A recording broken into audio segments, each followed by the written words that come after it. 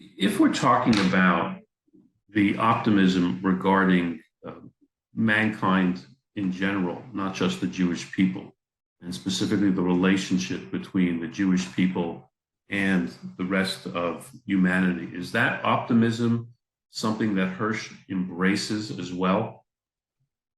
Absolutely. I would say there's a dual aspect here that I think really does go together.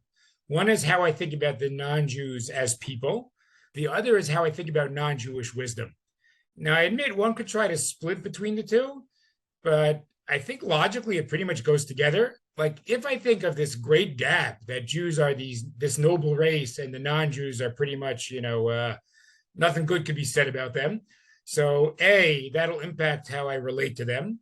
And B, why should I think that they might have a wisdom that is beneficial, a wisdom that could help me? Conversely, if I think of them as, spiritually and ethically people of potential, so why wouldn't their ideas, in theory, be something that I could learn from? If you're really curious about this, Mark Shapiro, thank God, knows German. So in one of the volumes of the Torah U'Madda Journal, he translated a dedication to the German poet Schiller that Rav Hirsch delivered. Not too many famous rabbis in our tradition delivered paeans to, Gentile poets, but it's a pretty powerful piece. So I think we've already seen like a lot of manifestations of Hirsch's optimism. I would say a rejection of original sin, corrupt humanity.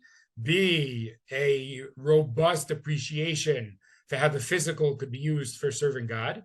And now we have like a C and D, a more positive approach to the non-Jewish world that is both manifest in simply how one writes about non-Jews, as in your Esav example, and in his Torah and Derech Eretz philosophy of learning from the non-Jews.